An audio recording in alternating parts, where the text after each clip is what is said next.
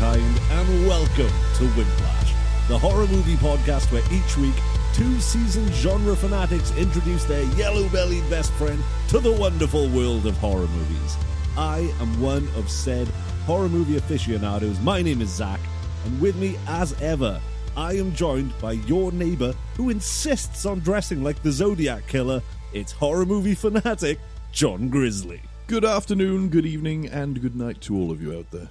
See, I was disappointed. The last couple of episodes, you have adopted something from the film, mainly language, and introduced that way. Obviously, we've had Argentinian, we have had Korean. I was really expecting you just to go like, woof, woof, woof. I was going to start barking you, but I'm quite close to the microphone, and you shouted at me last time, so I'm going to be a good boy.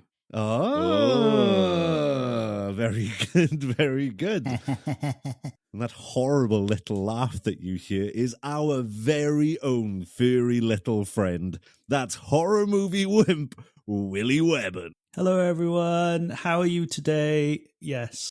Just yes? Yes. Yes. It's a positive affirmation. Yeah, I'm just checking. I'm checking everyone's all right. Yes. I can just answer your own question incorrectly.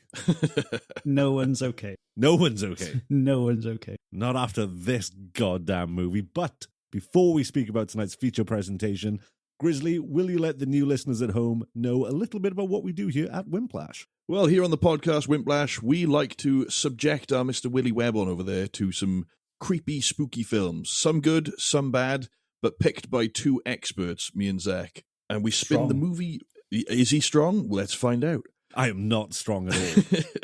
So we like to subject this poor little wimpy man to some horror films, see how he gets on with them, and then we discuss them for a little while. Now remember, these are horror films. We will be talking about some heavy topics. So if you ever feel uncomfortable, feel free to turn us off, turn us down, but you've always got to give us 5 stars and send money to us straight away. I don't like you extorting the listeners. It's not extortion. I love their money, don't get me wrong. Yeah, I'm not threatening. I want it. Give it to me. Okay, just give it to Grizzly. If there's any runoff, I'll accept it. But money aside, there is one vital piece of information that we are missing. And Willy Webborn, what is that? Spoilers! Absolutely fucking spoilers. We're talking movies, goddammit. What kind of podcast would it be without them? Now, they say never work with children or animal. That is, unless the animal is your child, the world shuts down due to a pandemic, and you're a filmmaker who's been preparing for this exact scenario for years. And that is the exact position Ben Leonberg found himself in. Good Boy 2025 is the tale, spelt A-I-L, of a haunted house told through the perspective of the family dog, starring the family dog, and written and directed by the family of said dog. But it's also the first film in Wimplash history that we have all watched for the first time for podcast purposes. So, did it make our wimp give up the belly, or did it make him act like, and I mean this in dog terms, a little bitch? Let's find out. Now, Grizz, what did Willy predict this film would be about based off the title? I believe your exact words were the best dog walker on the block. I'll take that. I really would. I didn't expect to be right on that one. You weren't right. Todd is the worst dog Todd's walker. an He was ass. Oh, I'm glad we all feel the same. Oh, so none of us like Todd? Oh, thank fuck for that. I was take gonna a fucking Todd on his chest if I ever fucking see it. I was going Good to old fight Todd. both of you. Fuck Todd. Okay. Also, he lets him off the leash in a field who he has warned about many times is full of fox catching danger. And he's like, you know what? Good boy. Fucking get off there. Go on, get off your fucking leash. He's not Kez. We mentioned Kez before. We are going to become a Kez rewatch podcast. Every episode is going to be about Kez. What's Kez? Kez, it's like Care in the Community, but with kestrels. I've never actually watched it, I'll It's be like honest. Care in the Community, except you take the disadvantaged, pull their head back, and a little sweet comes out of their neck. Oh, that's Pez. Even That's better. a Pez reference right there, baby. Is that the first Pez reference we've had? We need more of these. Love That's a the good first Pez reference in the last 20 years, globally. So, fuck it. We've already got to that point in the show where we are off topic and discussing shit, so we just jump into rating and reviewing and not discuss the whole bastard film. Gotcha. No, Willy, how did you feel about this one? Is this, in a wimp's eyes, a scary movie? On first watch, yes. Okay. There was some scares in this film for me. And as on first watch more than second, but it was mainly down to the tenseness. I knew you were going to say that bloody word. Straight I knew from you were the gonna go. bloody say, bastard. Straight from the go. I do agree with you, though. The whole way through, I was watching this film going, nothing better happen to that dog. Nothing better happen to that dog. Hold on to something because there's noises happening and there's spookings happening. And do you want to know what the honest scares were for me in this film? That dogs are seeing a haunting that I can't. The idea of that was fucking terrifying. Love that. Yep. Under the bed. Fucking hate things under the bed. And tenseness. I fucking hate it when a film is full of tenseness. That's completely fair enough. Now, I agree somewhat in as much as I am in love with Indy. That's the most beautiful boy in the world. He can do no wrong. Yeah, shouts out to Indy straight away. I love that Best he's gone boy. from family dog to multi-award-winning film star. However, it just wasn't a scary film for me. No. It was mighty tense all the way through. And I think that's as an animal lover myself. Don't take that out of context. I love dogs. I love cats. I love pets. I was worried for the dog throughout. And that is also, I think we discussed this before, Zach, the reason your wife refuses to watch the film. And it's the same reason I've put this off so long is I don't want to watch a film about a dog because I don't want anything bad to happen to the dog. I'm really glad you brought that up because I've just finished rewatching the movie for podcast purposes just before we started recording. And you may not see this listening, but the boys can see I've got some washing hanging up next to me. And my wife Gemma had come in and she was hanging up the washing. And she caught herself kind of getting sucked into the film for about 3 minutes, burst into tears, swore never to watch the movie, and left. Oh, I don't blame her. I got emotional watching this one. I had tears in my eyes at the end of the film. I'll be honest with that one. Finished I watching really it. didn't. No, not you. I don't know. I'm a big softie for dogs. Overall, I just thought everything was a bit naff. The way I described this film was a bit naff. In what way? Elaborate. Yeah. Tell us more about that. Okay, so unfortunately for me, one of the main things that took me out of it, it was mainly based on noise, this film. There was a lot of noise going on because you were seeing it from mainly the dog's point of view where sound isn't around. It's just movement sounds, Foley sounds? Foley, yeah. Yeah, so there's not really spoken word. But then I kept getting taken out every time Todd was coming into the scene because the audio mixing around him didn't seem right. Did you understand that? Or is that a point from the dog's point of view? So I'm glad you brought that up so early. Now, the man you see in the film is Ben Leonberg, the director, and Indy's actual owner. Yeah.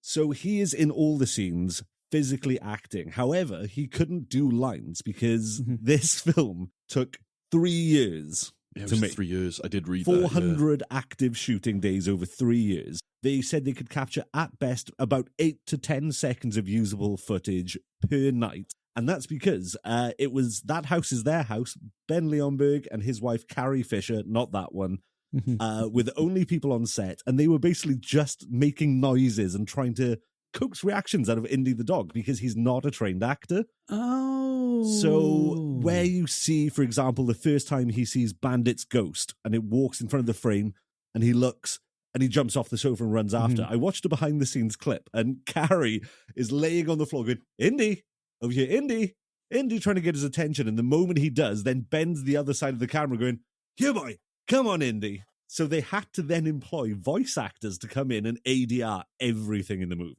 I do understand what you're saying, but I found it was just a way of it coming through the way we were watching on the TV, or Not the way it was your phone this edited time. in. No, it was the sound. It wasn't mixed in properly with where the voice was meant to be coming from. It would just kind of come in from the dog's angle, and you're a bit like, anyway, that took me out of the film a bit. So a lot of things like that. Actually, I kind of disagree, though, because they went to the lengths of, and again, I've nerded out about the actual technical aspects of how they made the movie. They not only got professional voice actors in, they got the voice actors into the exact positions within the house that they would need to be to capture the ambisonic of it, and then actually got them into the body position. So the scenes where Todd is laying in bed hunched over, they would have the actor doing the same thing. Don't get me wrong, it's not perfect. There's one scene when he's getting the generator off the neighbor, and the neighbor's in the distance waving, delivering a line, and their mouth is just not moving. So I get that there is some schlonky ADR, but for the most part, I thought it sounded great. I thought it was a stylistic choice to make it sound a bit disjointed, but yeah, it makes perfect sense.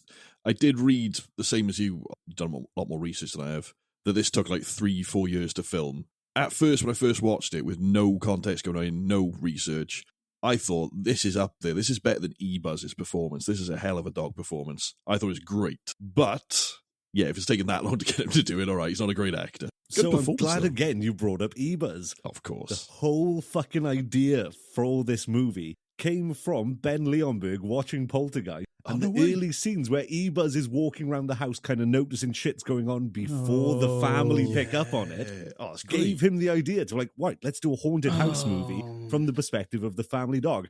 Hail E-Buzz! E-Buzz! Oh, that's great. No, I'm really happy about that. Lovely little call. So the director is obviously playing Todd when we can't see Todd's face, but then there's a different actor who plays Todd, or is that the director, the guy with the curly hair? The only other actor to play Todd in the movie is Todd's wife, Carrie Fisher.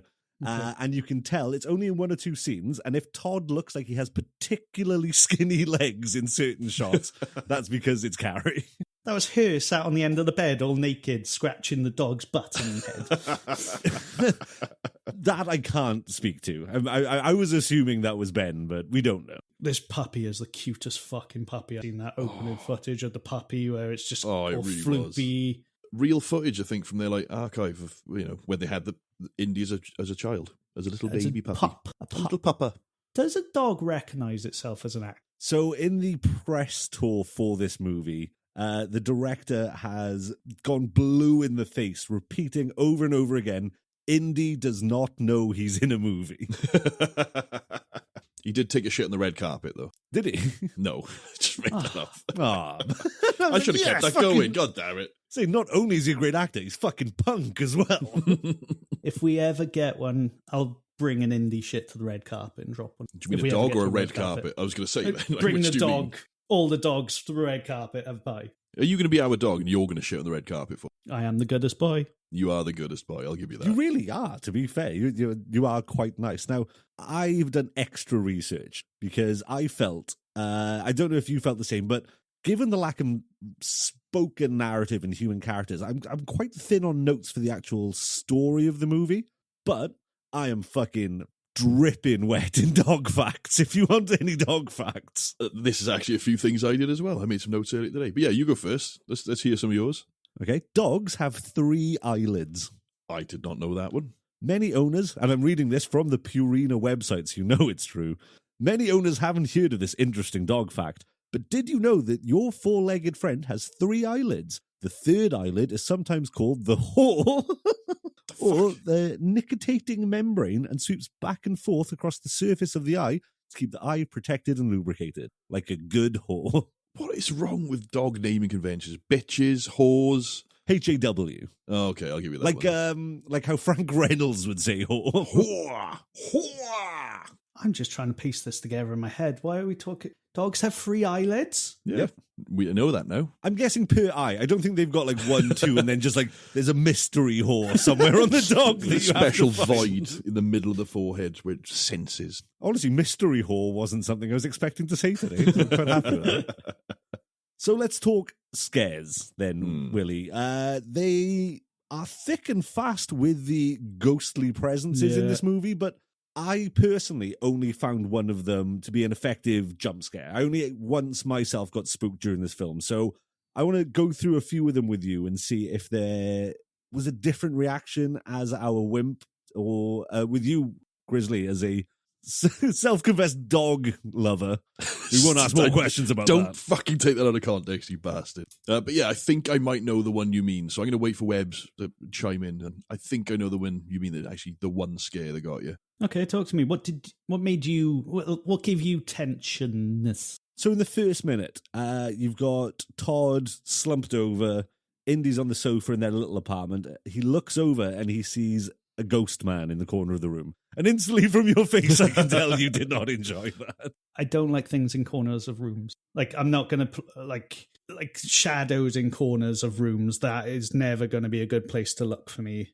Even like when I'm lying in bed, I won't look towards the corner of a room. But this film is jam-packed with shadows in corners of rooms. It's But essentially all they have. The more you focus on them, they get darker, like in the film. Yeah. Do you get that? I liked that. I thought it was quite an effective way. But do you get that in real life, or is it just me? No. All right. My house doesn't have ghosts. My house doesn't have corners. This is true. He does live in the sphere. Also, at that point of the film, you don't know where the hell is going on, where the dog's just waking up and there's a man slouched over, bleeding from the mouth, and his sister, Vera, calling. Yeah, fair play. I understand that Vera is concerned about her brother. Yeah. But I think Todd's reaction is completely justified later in the film when he's like, stop fucking calling me. I know I'm unwell. You don't have to check in on me every goddamn 5 minutes. Yeah. That's fair. There's a few...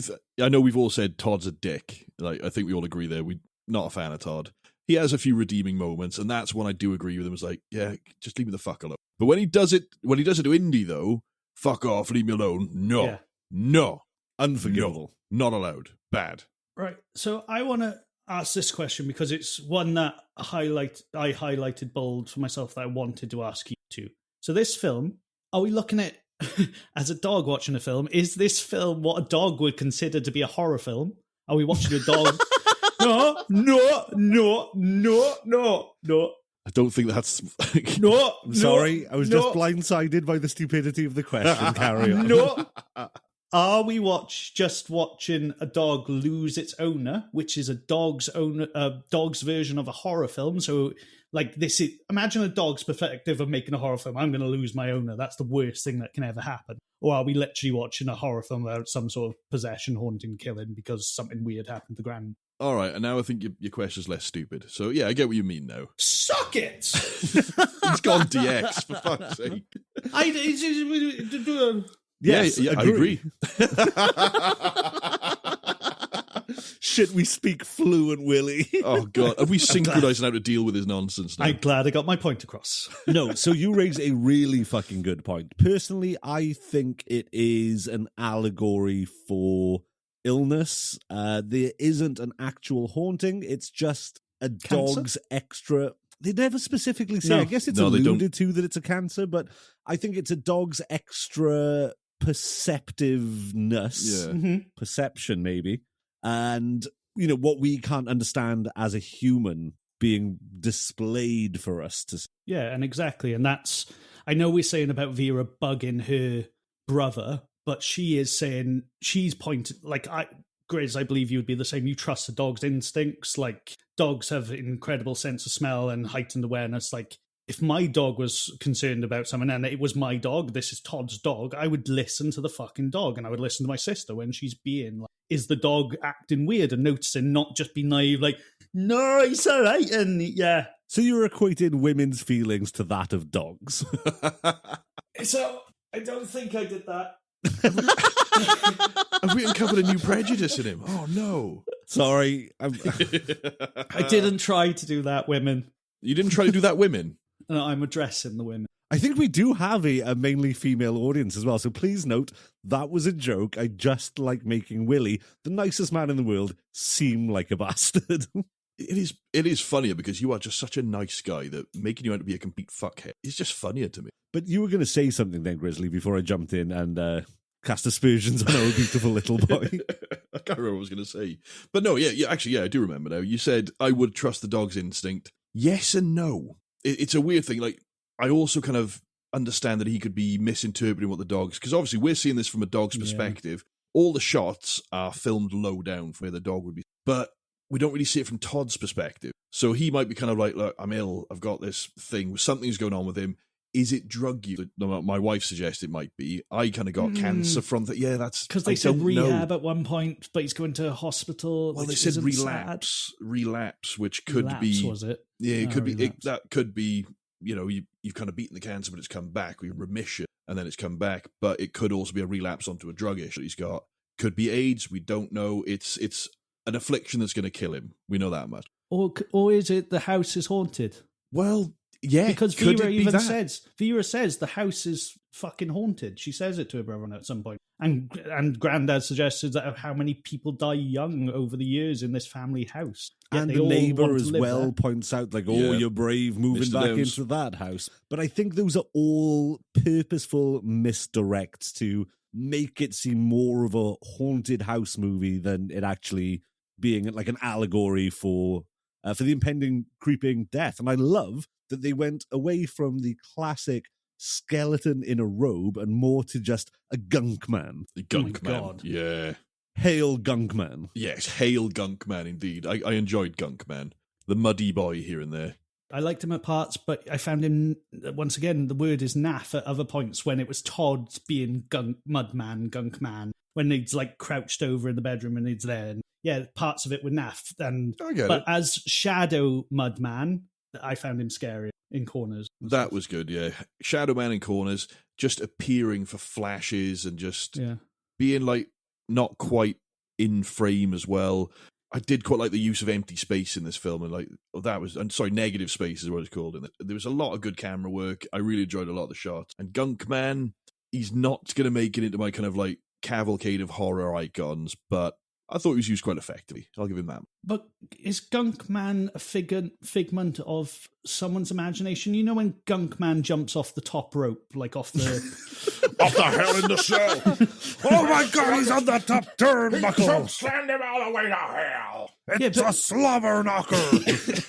He lands on Todd, right? We see this thing on top, and Todd's looking at the top of the cupboard from the other room, from the room where Indy's not in, and then he falls as if the thing just jumps on him, but we don't see anything. But apparently Indy can also see this Gunk Man, so when can't he? So I think Indy can see the gunk man, and it looks as though he goes for the 5-star frog splash. However, it could also just be played that Todd is having like a fainting episode and collapsing. Fair. But why would that explain the door slamming? There are a couple of things that are like, well, is it a spooky going on? Well, that's what I was going to bring up there.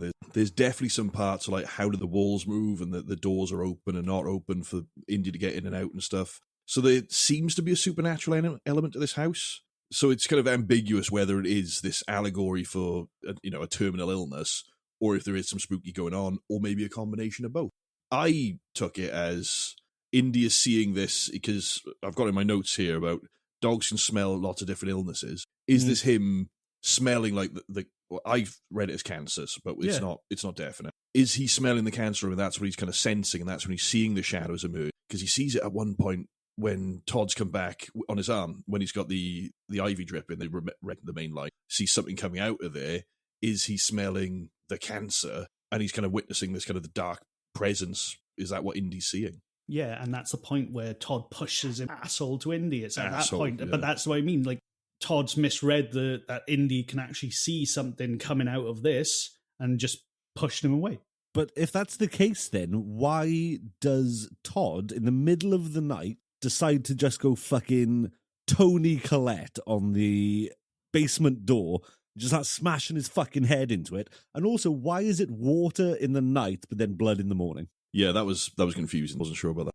Everything is confusing when you look at it. Clip that. Clip that fucking quote from him. It really is like the dog being locked in the grandpa's dog being locked in the basement, the claw marks, the That was basement sad. itself, the whole every spooky space. It's all quite confusing, isn't it? So this is one thing I wanted to talk about, is the dog in the basement, Bandit, played admirably by Max the Golden Retriever, who is the director's parents' dog. Oh, Nice. there we are. They wanted to get a Nice. dog that Indy is familiar with and would be okay around, so they just like, can we borrow Max? And apparently, whereas Indy was kind of troublesome to shoot with, but they worked around it, Max was an absolute fuckhead and made their life a living hell every time he was on set. Good boy, Max. But they say, when we found your granddad's body, how long was it before they found it? And why didn't they search the rest of the house for the dog? Yeah, I get the dog may have already starved to death in the basement. God, this is our least funny episode yet. May have starved to death in the basement, but surely you would examine the whole house, not just like, fuck it. Well, this is where I might think like the basement is non-existent. Maybe the basement is this kind of allegory for that's the underworld, that's gone. There is no What's he basement. banging his head on then? Banging his head basement. He's banging his head against his impending doom. He's trying to work it out, but he just can't get past it. It's a metaphor. Nothing makes sense when you look at it. Then why does Vera find Indy in Indy basement? And the That's other dead dog. 2 weeks in a row I've made that joke. Oh, fuck yeah, you're right. Okay, I take it all back. Well, Todd even went down the basement at the beginning and said there's a bad smell and didn't go any further than, all right. Said, oh, it smells like up dog in here. Oh, I'm not full. I'm not. Sorry, I'm what I meant to say, oh, it smells like dead dog in here. You guys want to make me scared of dogs. No, Not at all. I fucking love dogs. I love I dogs. wanted this film to be so much more affecting than it was, and I was genuinely a bit kind of deflated watching it, that I thought I would have more of an emotional impact on it. Not to say it's a bad film. I think it is a fucking incredible exercise in filmmaking. You cannot deny the love and craftsmanship that went into it, but I just couldn't connect with it. Yeah, I get what you mean. I mean, I did get emotional with it the first time around. The second time around, I was really disengaged. So I think first watch, it's a perfect kind of first watch film because you don't know what's happening. You don't know what's going to happen. Yeah, it's scary. And you don't want anything to happen because it's the dog. Look at him. What a lovely dog. You don't want anything to happen to him. Todd, you can fuck off. But Indy, don't want anything to happen to you. Second time, I know nothing happens to Indy. And it's, Right.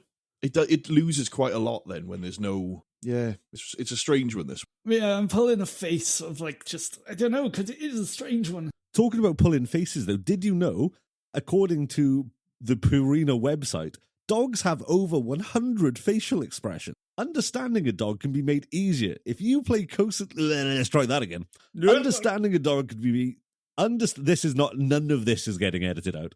Understanding a dog can be made easier if you pay close attention to their facial expression, especially the movement of the ears. So, if you ever felt like your dog was judging you, or giving you the side eye, or looking at a gunky monster on top of the wardrobe, or cancer crawling out of your arm, or maybe having dreams. Why the fuck does Indy have so many dream sequences in this movie? It's fucking naff. It couldn't agree more. It's akin to the original Hills Have Eyes 2, when the dog has a flashback to the first movie. I was going to say that episode of Neighbours where the dog has a dream. Oh no, tell me about that. Oh God, right. I'm trying to remember his name, but there's a whole episode. A whole episode? There's a whole episode where he has a dream. I don't remember it very well. I was very young at the time. I find, as I said, the dog dreams I do just find really fucking naff, and I feel like they're weird baiting scares for me because that's where the Muddy Man comes in the most. Like, he comes most crawly in dreams. The Muddy Man comes most in dreams. Comes most crawly in dreams. No, couldn't fucking agree more. Most of the big set-piece scare sequences are dog dreams. There was one dog dream, the one that did kind of give me a little shiver, and I'll admit this one. It was a jump scare, which I usually find naff and kind of, well, like you say, Webborn, naff as fuck. The one where he can see the legs at the bottom of the stairs, the spooky staircase, and suddenly he comes up the stairs at him. That was like, when oh, fuck. the fuse box is flashing and he can see his own. Yeah, I thought that was really naff, but that's the one thing that got me. The only thing that got me was earlier on, and mentioned it earlier in the podcast, and I never got around to saying what it was. The dream sequence where Bandit the Golden Retriever is looking into the hell portal, which I want to start discussing in a lot of detail. Yeah. And you see the close-up of his eye, and in the reflection of the eye, Muddy Man pops out, and then it's all a dream. That was the one jump that got me, was Muddy Man in the dog's eye reflection. That's where I said the baiting comes out of the dreams. Like, those are the moments. Like, it's tension in the actual real-time film, but in the dreams, Muddy Man gets you.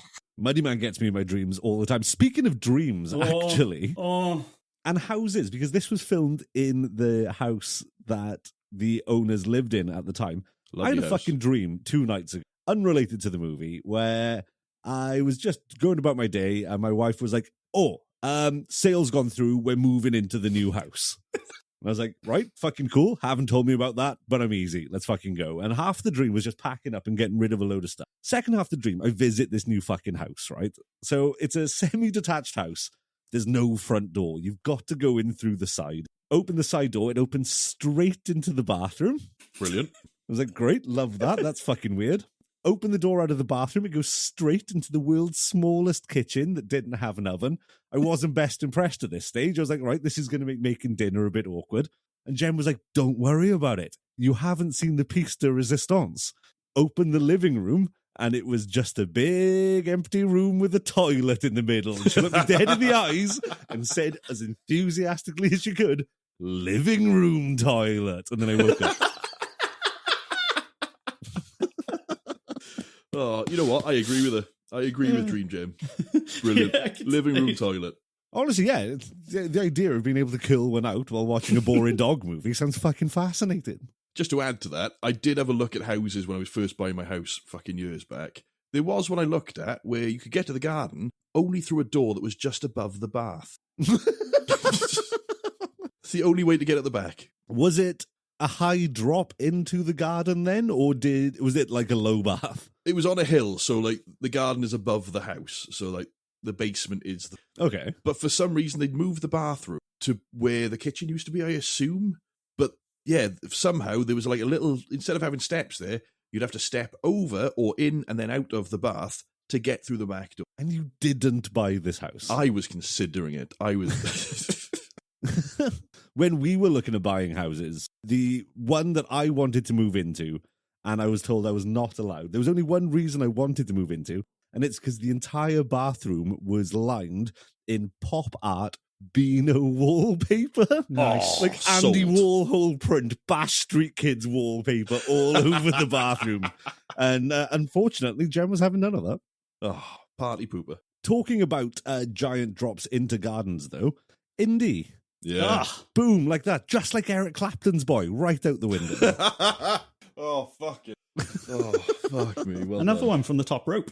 I wanted to know how they did that scene. Did they actually hoik the dog off the roof? I don't know. They seem to love their dog very much. Almost as much as filmmaking. I want to say fuck hunters as well. Because that fucking fox trap was that in a dream sequence? Was that part of a dream sequence? Oh, right, this is where the muddy dream sequences come in. I thought you were talking about my favourite DVD that I own, Fuck Hunters. It's about a group of men in camouflage who go looking for scrut.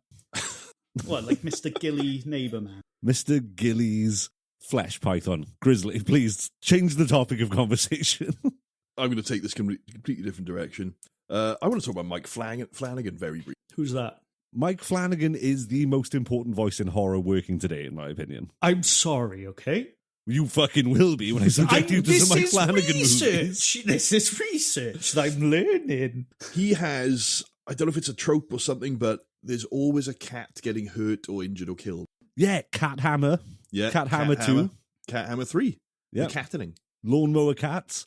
He did direct a Fuck Hunter sequel, but we won't talk about what they fucked. Oh, and it was pussy. Hey! But yeah, I was originally to say fuck Mike Flanagan, but he does make... I don't think I've noticed that much in Mike Flanagan's work. It's mainly in his, like, the series he's made, so I think there's one in Haunting a Hill House, episode 2, I think. Definitely one in... What was the last one he made? Fuck's sake, I'm drawing a blank on the name. House of Usher. Yeah. It's like in Star Wars, someone loses an arm, that kind of shit. It's a trope people pick up on if you're really paying attention, which you obviously are. I don't think I've watched many of his series. I tend to lose focus watching TV series, but his films are fucking amazing. In fact, my favourite of his films is a non-horror. Have you guys seen Life of Chuck? No, I haven't. That might be up there with one of my favourite films of all time. That is an absolutely astounding movie. And I love that we have so little to say about Good Boy. We're now just talking about Mike Flanagan. other movies. I've just noticed that I've lost the actual original point I was going to make about Mike Flanagan. Mike Flanagan kills cats. He does. Now I can't remember where I was going to go from Something there. about killing animals, I guess, isn't it? Oh, there's something. No, that was it. Right, I remember now. I was really worried. Right, spoilers. What, are we only now just saying spoilers? Spoilers for other things now. If you haven't seen Haunting of Hill House... No. No, I haven't actually, so don't spoil it. Oh, fuck. Never mind then. So don't say it then. God damn it. I had a good point to make as well. Well, I'm glad that I managed to not only derail you for a good 5 minutes, but then kill what you were trying to say. No, fire ahead. If you would like to make the point, I'm happy to hear it. cover your ears and don't listen to this part of the pod. Right, I'm going to take my headphones off. Wave when you've said, oh, but I've got to edit it as well. It's not going to work. Oh, you're fucked. Yeah, you're screwed then. I'll bring it up later, but I won't reference what that means in regards to my Flanagan. I'll just sneak it later on. But I will make a little point and give you some dog facts instead to take us away from that as a little segue. Dog facts. Dog facts. Dogs can apparently smell illnesses like cancer, diabetes by smelling hypoglycemia on the breath, often faster than diabetes monitors, parasites, and even COVID-19 with a 94% detection rate. So when you had to stick a Q-tip up your nose, you should have just had a dog. Put a fucking dog up your nose. He would have told you had fucking COVID straight away. COVID. Terrible. What you do is you put the dog up your nose and then you go, dog, how do you think I'm feeling? And he goes, rough. No. Did you like the dog whistle coming from, the man whistling the dog from the basement in, we go into referencing, or like the... okay. I didn't pick up on that being that. I think it was just... Because they came back twice in the film. It was that first time we're looking down the stairs at the guy who's just in the corner, maybe headless. And then right at the end of the film where Vera discovers Indy and just before they go up the steps. There was also a third one in the end credits. Right, was there? Yeah. Was there? In the credits, the dog's just in the car. It's just footage of the dog driving along. Right at the very end, dog goes back in. That was it. Right, so there is the sonic signature to it then, like you say, like the clap clap or the click click. I was left kind of confused by that, though. Is that Gunky Man? Is that the ghost of Grandpa? Because I think a few times in it, you hear someone calling, but I swear on the second time, you hear a voice calling for Bandit, which was Grandpa's dog. So I don't know if that was a Grandpa ghost. I don't know if it's a Grandpa ghost or something kind of enticing them around the house and trying to get Indy to go where they want, like the directors were. I don't know. It's a strange one. Sorry, I want to say the credit scene, you said the third whistle, I didn't notice that, but what I saw from that as well is Indy's out of the window the whole... Did you watch the credits, Sigs? I skipped through it, but Nick Fury didn't turn up, so I know. I always wait. Yeah, unless Nick Fury turns up the end credits, how do I know it's a Marvel movie? Well, anyway, Indy was sniffing the entire way, and I thought he was just tracking his way back to the house, basically, because it's a tale of grief. Like, again, like dogs don't want to leave their owner side. This was the last place he saw his owner. This is where I can see it being the dog's perspective. You think sequel bait? No. Just want to go back. No. Yeah, the dog just wants to go back to where it last saw its owner. So, in terms of sequel bait, I do have it on good authority, and by that I mean the countless interviews I've read with Ben Leonberg, the director. He has laid it at Indy's paws. If Indy wants to go into full retirement, he has deserved it, and he's happy to honour it. He said he's going to be making more films. He's not necessarily going to be making more dog-based films. Fair enough. 3 or 4 years of trying to get the reaction out of Indy. Yeah, I can see why. I bet he cannot wait for a 26-day shoot with actors who he can tell to hit their fucking marks. He's going to fly through his next movie. He's going to turn into William Friedkin and start slapping priests about. Sorry, I'm just thinking that the dog is actually having sleepwalking nightmares, which is why he's going off and getting all muddy and stuff and smelling like death. Well, that's another thing that didn't explain that. It's just all of a sudden... he's having a nightmare, but he's seeing it from... What's the older dog's called? Older dog? Bandit. He's seeing it from Bandit, and he sees Grandad sat in the chair and Grandad screaming at something. Something's coming to get him. And then he pisses himself. And then suddenly, that weird thing just moves behind him. Did you notice the weird mud man again that looks like a skeleton? And then next thing, he's trying to find Indy down in the basement, and Indy's behind the door smelling like death. So I guess they obviously storyboarded this movie. They wrote the script. They had an idea of what it wanted it to be.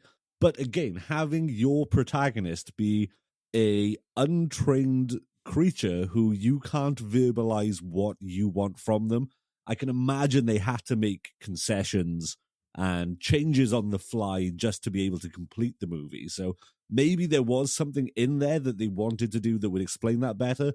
But in the final edit, they just had to go, right, he's muddy now. Or maybe went down to the what did you call it earlier? The kind of the dungeon of death thing. The hell portal. The hell portal. I was worried. Yeah, well, that's Death's Door. That's kind of like probably a figurative thing of what it actually is. Yeah. That's what I thought. I was getting worried when we had these flashes of the things and the mud man. is this going to be some fucking black mold bullshit? It's all hallucinate, and I couldn't be. Because you thought it was literally just, but he's having respiratory failure. This is a movie all about the dangers of black mold. Fucking hell, there we go, we clocked it. It was mold all along. Did you like the doghouse scene where, well, one, Indy did his best Snoopy impression. Good impression of Snoopy. Very good. Good Snoopy. But also when Indy was attached to the chain and the hands were pulling back in. That was pretty good, yeah. And the hand coming up through the floor beginning. It was all very weird. That whole Todd, up until that as well, Todd was obviously not feeling great. And this is why we call him a dick, because... Well, this is what I mean. On the first watch, I thought it was like, oh, is he possessed? He's putting the dog outside. On the second watch, it becomes very apparent that he's just locking the dog outside while he goes upstairs to fucking kill himself. And it becomes a lot sadder in that reading that he's just like, be outside, don't find my body, here's a bowl of food, someone's going to find you in a few days. I'm off to eat all my fucking Super Ted vitamins and turn into a Skeletod, as I called him in my notes. Skeletod, like that, very good. I didn't like that he put all that effort in to move the generator next to him so the fucking fumes fly at the good boy. Fuck you, Todd. The fucks. Why did he do that? He's a cock, that's why. Sorry, do you remember back a long time ago when we started recording tonight's podcast? 16 hours ago. I'm not sure. It's been a lot of editing for you, Zach. I said that one of the main scares for this film was under the bed. Yeah. Because there was a part where I think he was feeling ill in bed, or he'd just woken up, and on the TV there was a film about him checking under the bed. So I knew that was coming up in a soon-to-be film because they were soon-to-be part because they were referencing it. Always learned. And I don't like that under the bed shit. And then I was thinking about it this morning when I was lying in bed. Even this morning, I was like, I couldn't do it. Okay, so that's a question. Can you sleep with your feet outside of the duvet? Yeah, I can sleep completely butt-ass naked. Actually, you are like a full-on exhibitionist. You have no problem being naked. But I can't be off den. Bed is den. No. Gay is den. Bed is gay. Bed is gay. Blair, my Indy and Muled Anna Isla. My Indy is muddy in the basement. Not far off. Yeah. The pronunciation needs a bit of work, but you're doing really well with that. Yeah, I know, because it sounded more German that time. A little bit, yeah. But no, you're doing really well with it, though. He's speaking Welsh, Zach. He's not possessed. He's okay. I wanted to know what Indy had to do with Islam, then. So can we talk about the tunnel, the hell portal? Yeah. Is that physically actually there? No, I don't think so. I think it's figurative. But no, wait, Vera's there at the end and it's still there, right? Yes, but she doesn't see it. It's not in her eye line. No. And obviously we said that what's-his-face goes down there earlier. Didn't notice there's also, a dead dog in the basement. Can smell a dead dog, but doesn't notice hell's. By the way, that, when he gets sucked off into hell or whatever, I love that effect. It was like the Indiana Jones sort of melting. Oh, you like that? Oh, that was cool. So, talking about Naff, I thought that was one of the fucking dumbest points of the film, when he turns into Skeletod. Yeah. Don't get me wrong, and it breaks such an emotional scene where he's like, you're a good dog, stay here, you can't save me. Like, that was the one point watching it where I was like, that really hurt. Kind of struck a nerve. And then he goes, Skeleton away! It just melts. And I was like, oh, fucking good. There we go. Just like my attention, this film was melted. Did anything happen to Croak? Croak? Yeah, I'm trying to lead you in something. Oh, I think he's asking if E-Buzz's Ice Z would like to. Oh, right. It's that time, probably. Yeah, no, it's just I had no fucking idea what you were on about by saying that. Would you like to play a game of Ice Z's body count? Yes, please. Can this be E-Buzz's body count for one? Because it's dogs, you know. It is. This is the E-Buzz Memorial body count. R.I.P. to a real one, because I can imagine that the dogs who played E-Buzz are probably not anymore. Yeah, I doubt this it. is our least funny episode. We've just talked about dog death. What's E-Buzz? The dog from Poltergeist. Oh, sorry. I was about to really have a go at you. I stopped us. Love that dog. So, body count, as alluded to, Todd makes the ultimate decision. His illness is incurable, and he decides to go out on his own terms. by eating all of his medication and then being rendered in stop motion into a spooky dooky Halloween skeleton. Somehow I didn't notice that he overdosed himself. What, the pill bottles on the floor didn't tip you off? The hundreds of pill bottles on the floor. I didn't notice that, but I noticed that obviously he instantly grabbed Indy when he was scared, and then he turned around and saw that he was actually dead in bed. And that was a cool scene. I did like that because it harkens back to, as you said earlier, when he's butt naked and he's got Indy under his legs and he's playing with him. He's like, oh, he's a good boy. And then they're in that position again. It's framed the exact same way, but Indy just isn't really playing. He isn't reacting. And he picks him up, puts him on the bed, looks over and sees his own fucking corpse lying on the bed. And at that point, I hadn't picked up on the fact that he'd unalived himself in internet parlance. And that was a moment where I was like, fuck, no, he died. Who's going to look after Indy? And then is that the chain part then? Is that when they're dragging him by the chain? With Indy getting chained into the... No, it's Todd gets chained. Yeah.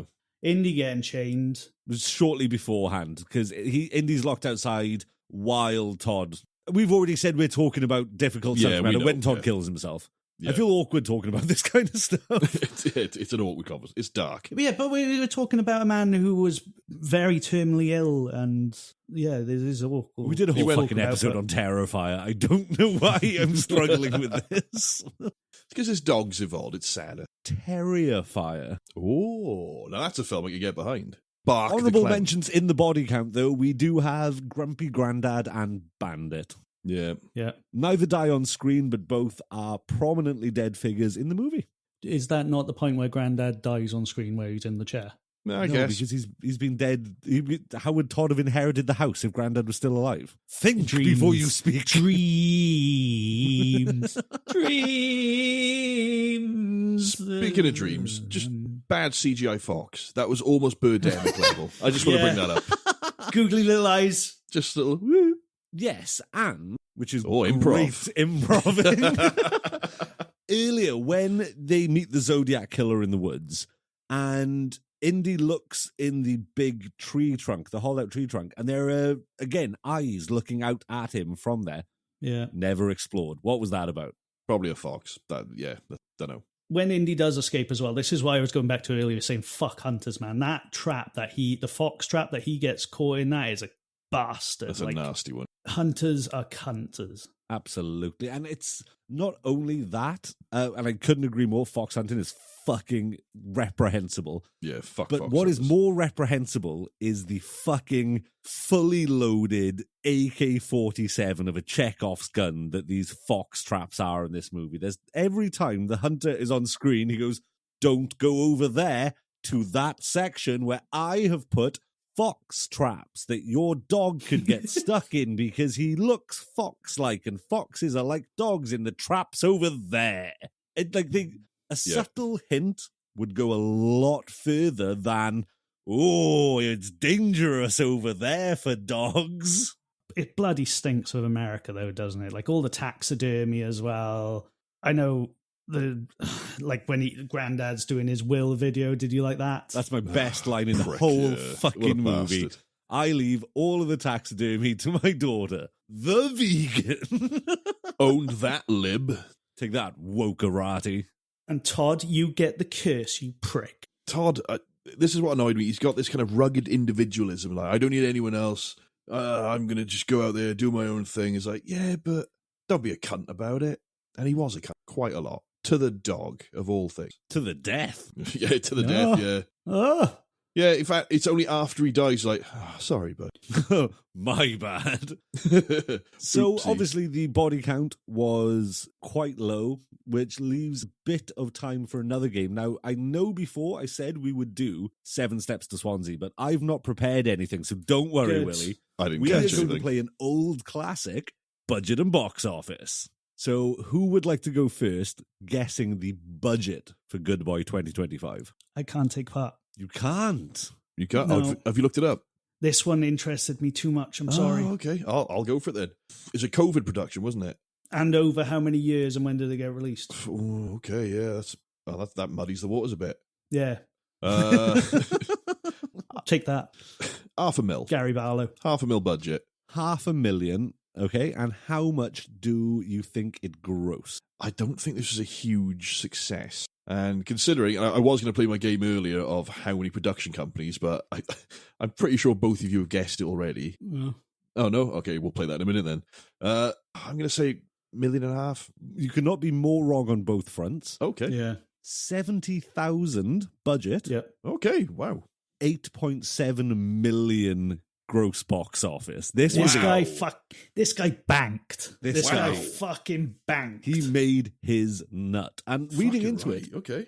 so a lot of the budget came from basically a proof of concept for this movie, where he made a short film kind of based off the themes with Indy the dog, entered it into a online film festival, ended up winning the grand prize, and there was a cash incentive for the prize, and that's where the majority of the budget for this film came. Oh, shit, okay. And not only that, apparently the huge response from the audience was Indy. Everyone fell in love with the dog, Of and that's course. where he thought, right, if I'm using this money to make my first feature film, Indy's going to be the star. And that, Absolutely. alongside, obviously, fucking Ebers, Hail Ebers being the main inspiration, that's where Good Boy was born. Fair play, Indy. Shouts out.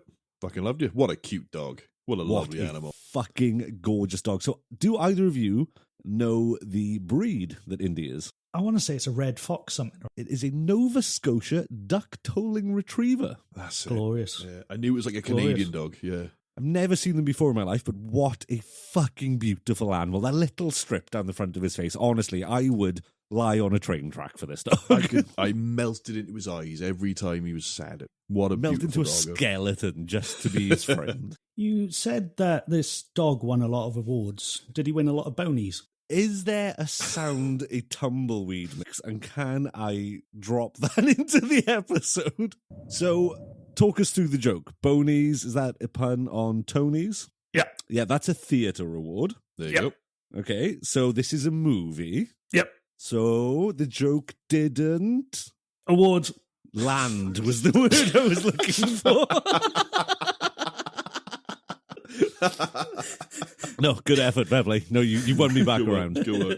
Oh, fuck no. On all of the festival circuit that this film was on, Indy and the film itself, as well as the director, Ben Leonberg, they won 1, 2, 3, 4, 5, 6, 7, 8, 9, 10 awards.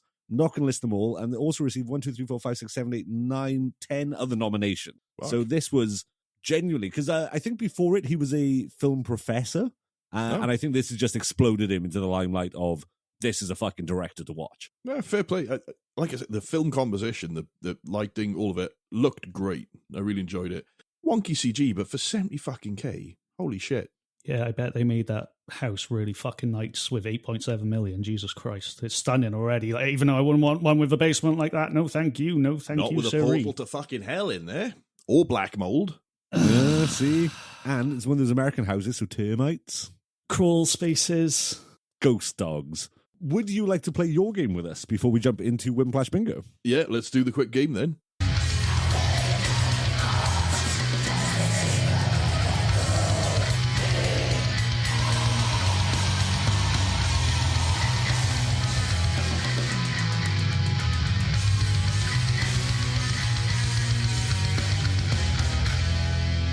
So, can either of you tell me how many title cards we had at the start of this film? I will have to recuse myself because, much like Webborn cheating during budget or box office, I counted this time. So I will unfortunately have to step back on this game.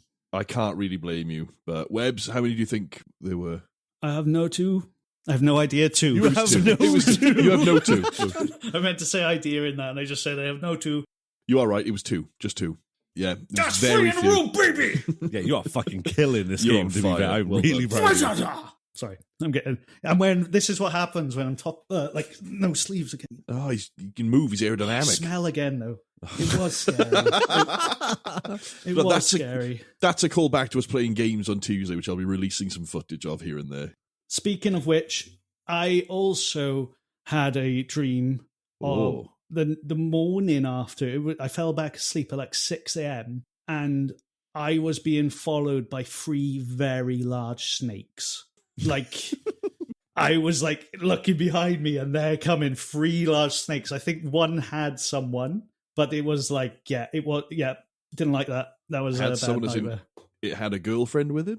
No, It like was the game eating we one. were playing. Oh, shut up now. Were there snakes? No, but there were those jelly thing that carry there you was away, that remember? bastard. Yeah, the throwy man. Yeah, so but I saw it as 3 giant fucking snakes. I had spiders in my ass. That was awful. That was a bad dream. You had spiders in your ass. Let's talk about this. It was crawling about, and I could feel it, and I woke up going, that's not right. I don't like this. I went back to sleep and dreamt of something. Did you have, in your dream, when you say spiders, plural, or was there just like a spider had moved into your ass and taken up was the- residence in your lower colon? It was the Hang on, concept. cat. It was the concept of a spider in my lower region, and I was like, oh, I don't like that at all.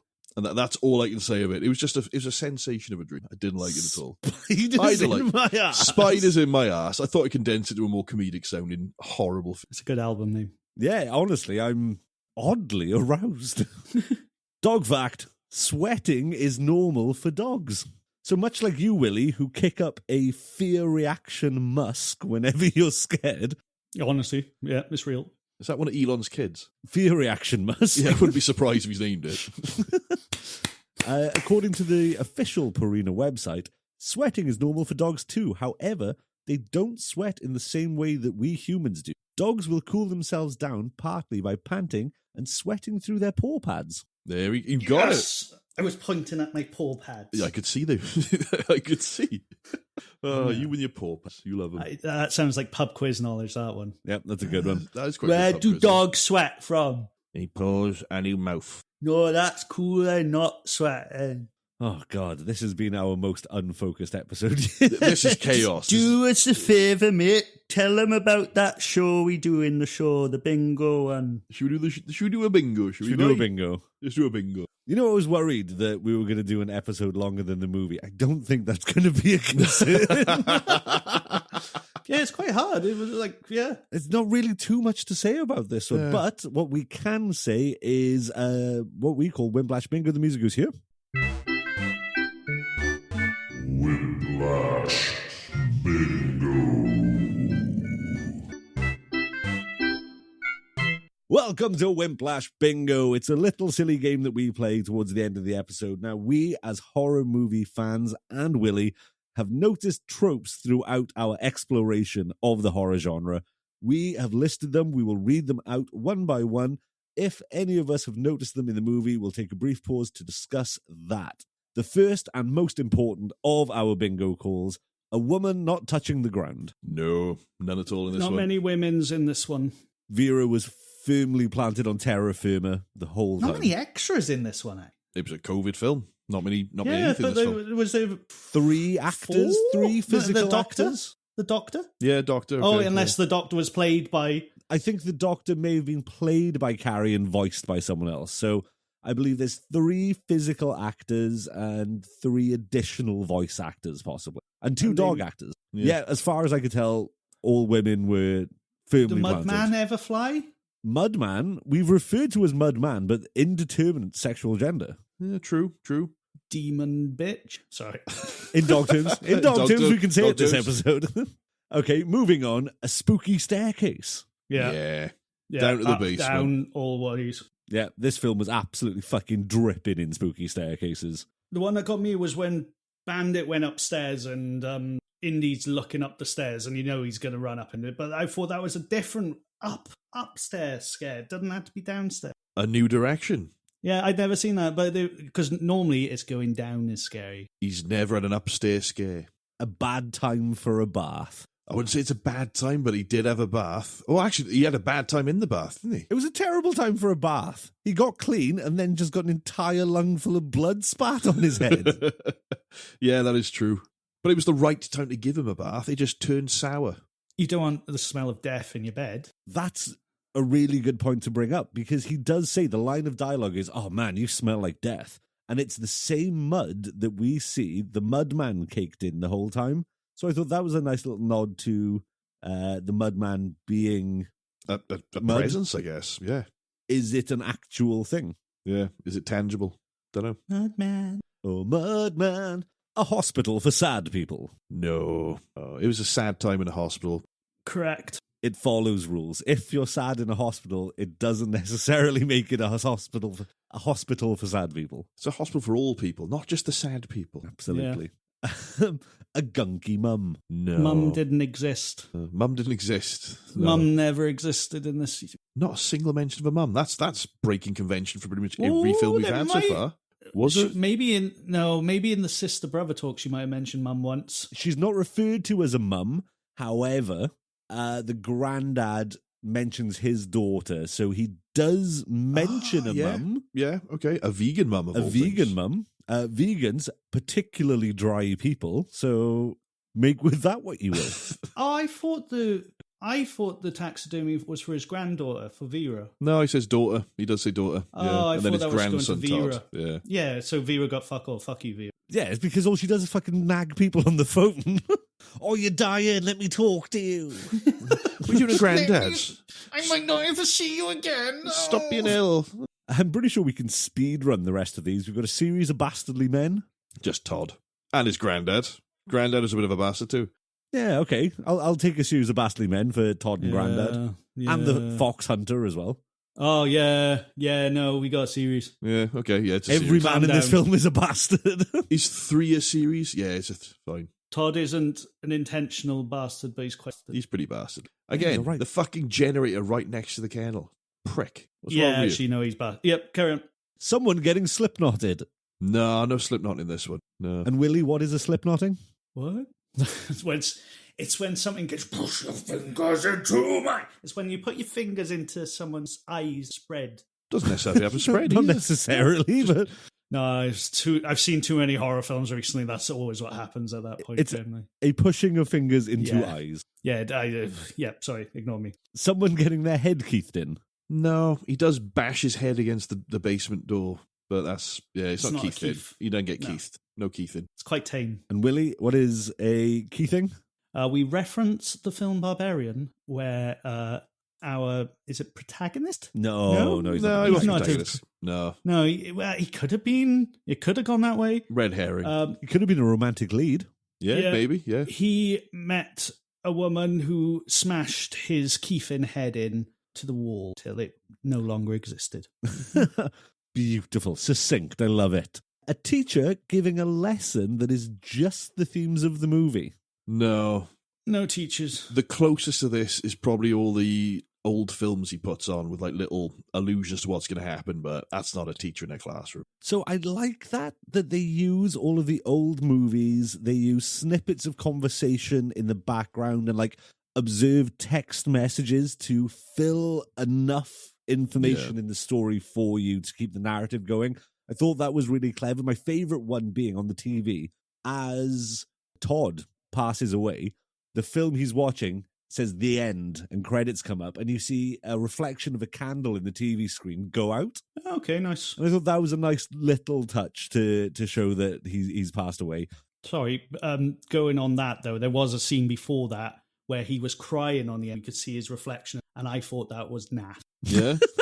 Okay. Yeah, like it was another naff thing. It was too. It caught my eye how cheap it looked. Like in fairness, the film is cheap and it's made a lot of money, but like when you're picking up, but when you're trying to be scared in a film, something like that can throw you out of it. I thought it was a stylistic choice, but yeah, fair enough.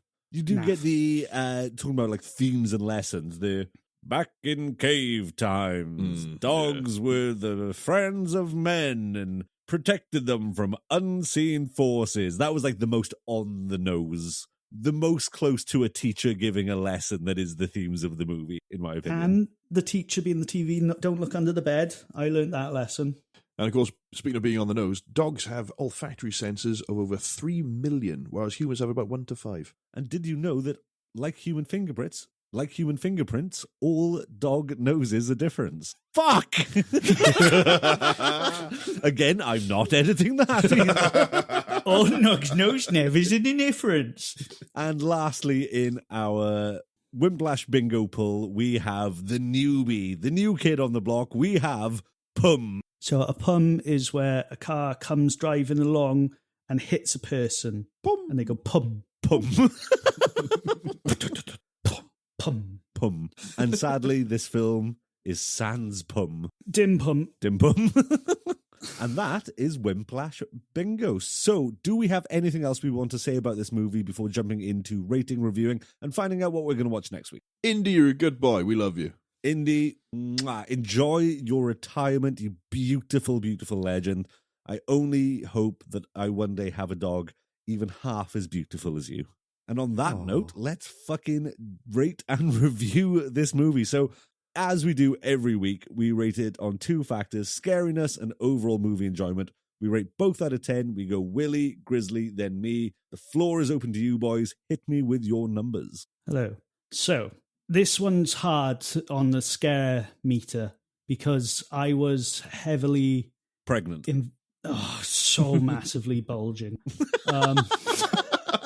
You were the gunky mum. Maybe the real gunky mum with the friends we made along the way. Because there's two tales of how scary this was. The first time watch and the second time watch. And if I'm going off a first time watch, yes, I was scared watching this film because I don't want to see from the dog's perspective because I could see myself owning a dog. Me saying you guys like not want, I could see it, and me, I didn't want this idea placed in my head, but my dog can see things in the corner of a room. I already know that dogs do that and cats do that, and this part of that was scary. The noise kept coming back. That, like, it was intense Foley sounds, and it was a very tense film because of that. I think we should probably make a ruling that for the rating and reviewing, it should go on our first watch, because that's when a film's most effective when you first watch. So agreed. Yeah, I think we should do that from now on. And maybe, because I was thinking on that, maybe back in the original ratings, maybe Talk to Me did scare me. Who knows? I know The Void didn't, but maybe Fuck Talk you. to Me did. Yeah, I win. Yes, so triangles at you. I was scared, but I'm going to go a 6 scared, because it was naff at points, but the first watch I didn't see the naffity. The naffities outweighed the tenseness. Yes, the tenseness outweighed the naffities, maybe. Okay. I think that way around. Yeah, maybe. Okay. Yeah, so that's why I got the scare. But then, as for watching the film, I did notice the naffities, and I didn't enjoy it, and it was quite especially on the second watch of the film, where I was like, yeah. It did get me the first time. So I will give it a 4. It was Indy's the best boy, he's the goodest boy, but I didn't really enjoy it. Fair enough. Completely understand. For my rating, for scares, again, going by the first watch, I'd rate it higher the first watch than the second, obviously. Mm-hmm. Because how tense it was, knowing something's going to happen, trying to work out what's happening in this film. What is this shadow creature? What are these mud things? What the fuck's going on?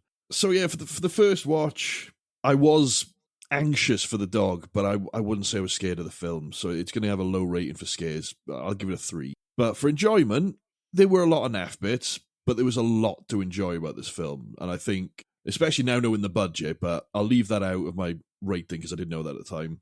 I'd probably give it a 6 because I think it was a well put together film. Story was a bit all over the place, but the technical filmmaking, I think, was really well done. It was a really fun, it was a good film that I never want to see again. Is that fair to say? I don't think I can take the heartbreak of that dog losing its owner again. So I don't want to seem like I'm being harsh in my rating for scariness, but like, I've got to give it a 1, man. I didn't think this film was scary in the slightest. There was that one little reflection in Bandit's eye, and that was as close as I got to a scare in it. And that didn't particularly make me fucking throw my cereal, because yes, I watched this over breakfast. So yeah, love to you, Ben Leonberg, but it's a 1. This film didn't scare me at all. In terms of movie enjoyment, I've got a real fucking It Follows thing going, because I can't say this film blew my cock off. However, the just pure fucking filmmaking involved, the sheer triumph, that the efforts that they went to, you can't fucking sniff at that. It is absolutely groundbreaking. I know that was a dog pun. Good work. So I'm going to have to settle down the middle. And again, I want to give as many accolades as I can to Ben Leonberg, to Carrie Fisher, and of course to my new Lord and Savior, Indy the dog. But it's going to be a 5 for enjoyment. I was straight down the middle on this fucker. That's totally fair. Yeah, I wanted to like it more, I think. Yeah, it's a strange kind of let down. Yeah. But the same, I did like it, but I don't know. Now let's talk about the real good boy. There's a Norwegian film with like. I got to admit, I did start watching that before this podcast. What the fuck is that? Is that someone dressed up as a dog? Yeah, I didn't get very far into it, but maybe I will give it a try later on, and maybe I'll put it on the wheel one day. Yeah, well, maybe you have to come to that one because that thing looks fun. Yeah, it looks fucking weird. Oh, right. Excellent. So before we find out what we're watching next week, would you guys like to plug or promote anything? Just everyone. I want to Calm I'm having down a now. lovely time. Oh, okay. I would just like to plug everyone. Everyone who is listening and taking part in this film watching adventure, like even films like Good Boy and Pulse. Yeah, you're all great for listening. I want to shout you out. Thank you. Oh, totally couldn't agree more. The genuine level of love and acceptance that we've felt from doing this show is kind of fucking overwhelming. I'm not going to lie. Beautiful. This has been a real, I just wanted to do this to spend an hour a week chatting shit with my boys and watching horror films. And the fact that people are engaging with it, not only just in terms of listening, but actively engaging with us and showing us that they're having a good time. Beautiful. I will also plug everyone. I'll third that. I want to plug everyone. I also want to plug my stream because we had so many people who listen to this podcast join us to watch us scare the shit out of Webbs playing content warning. I had an absolute blast on I'm unsure. I had an abscess blast. It was a great time. I really enjoyed it. There were so many people who I've met through the podcast now who enjoy our style of humour, watching us muck about, kind of do what we do here, but more interactively. And yeah, I thoroughly enjoyed it. Come back again, MrGribbly.tv on Twitch. And hopefully we'll have YouTube back on for more creepy nonsense as well. I really want to play Faz. We'll do it. Anytime you want me, just let me know. Just give me a heads up. I will be there. Brilliant. Webbs available. I've seen it's a free trial. Don't worry, I saw it. Because I downloaded the content warning, I got all the games I don't want to play. Am I talking loud enough? Sorry, I'm in one of those days. Yeah, I noticed you kind of you went to the quiet place. Right, where are we? We want to do the thing. You were where thinking it goes about round. snakes and stuff. Let's do the spinning. No more snake dream. Let's find out what we're going to watch next week. Mr. Gribbly, do us the honour and spin the mighty movie Wheel of Doom.